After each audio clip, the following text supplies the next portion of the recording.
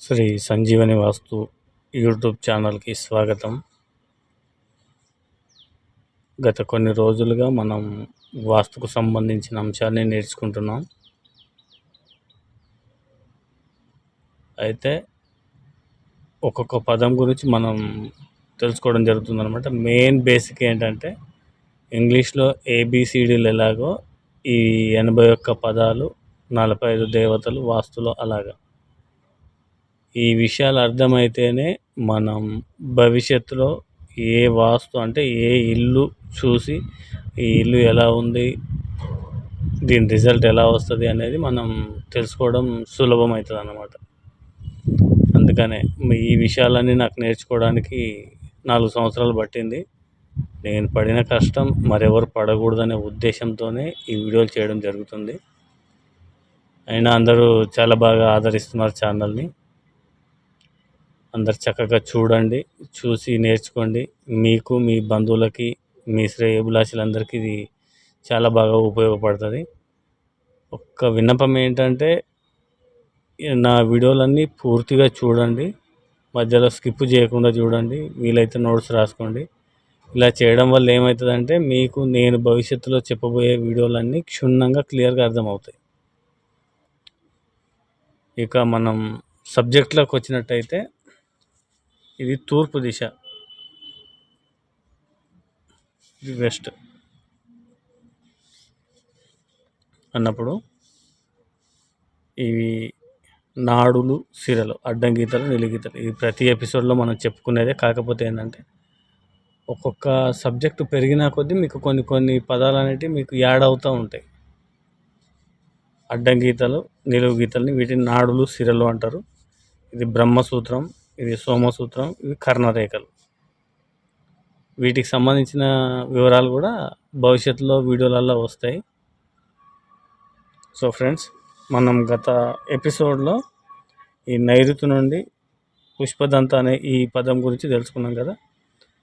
Next ఇప్పుడు మనం వరుణ అనే పదం, అంటే పడమర దిశలో ఉన్న సెంటర్ పదం వరుణ అనే పదం గురించి తెలుసుకుంటున్నాం అన్నమాట. ఈ వరుణ అనే పదానికి అర్థం ఏంటిదంటే ప్రొటెక్టివ్, అంటే రక్షణ కల్పించేవాడు, కాపాడేవాడు అని అర్థం అన్నమాట. మరొక అర్థం ఏముందనంటే జలం, వాటర్ మరియు మెడిసిన్, మందుల దేవత అని కూడా అంటారు.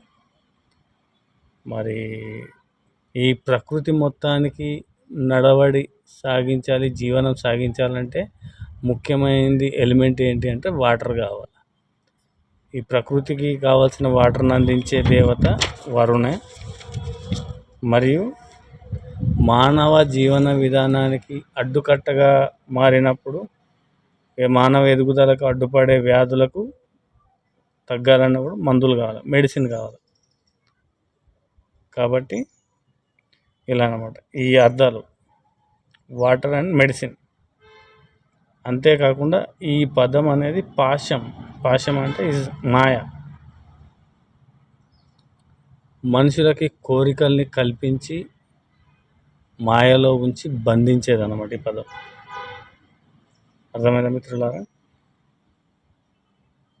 మరి ఈ పదం గనక మనకు దోషాలు ఉన్నాయి ఇక్కడ అంటే కనుక ఏమవుతుంది అని అంటే విపరీతమైన కోరికలు ఉంటాయి, అవసరానికి సరిపడిన మన మనుగడకు సరిపడినటువంటి వనరులు దొరకవు. కాబట్టి విపరీతమైన కోరికలు ఉంటాయి, మన జీవన మనుగడకు కావాల్సిన వనరులు దొరకవు. ఇలా ఉంటుంది అన్నమాట. మాయ, ఇల్యూజనింగ్, అంటే లేనిది ఉన్నట్టు, ఉన్నది లేనట్టు భ్రమలో ఉంటాం అన్నమాట. ఇక్కడ ఈ పదంలో కనుక మనకు దోషాలు ఉంటాయి.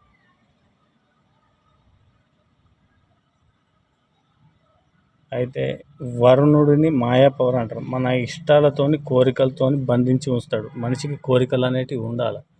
కోరికలు అనేటివి ఉంటేనే జీవన ప్రయాణంలో ముందుకు వెళ్ళిపోతాం. కోరికలు లేవనుకోండి, చాలు నాకు ఈ జీవితం చాలు అని ఎప్పుడైతే తృప్తిపడి ఆగిపోతామో అక్కడికే స్టాప్, గ్రోత్ అనేది ఉండదు.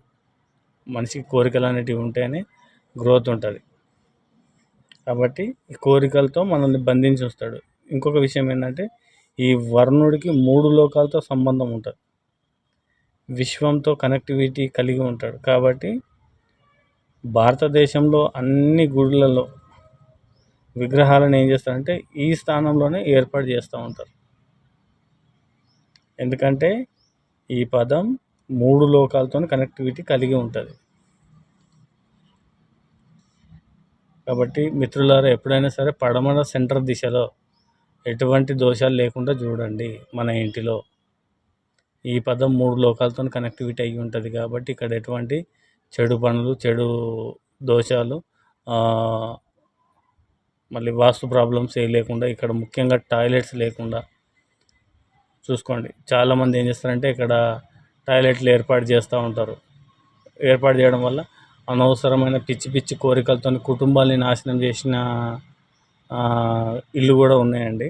నేను ఒక రియల్ వీడియో ఈ పడమర సెంటర్లో టాయిలెట్ పెట్టి ఉన్న ఇంట్లో నివాసం ఉన్న వాళ్ళ గురించి నేను చెప్తాను.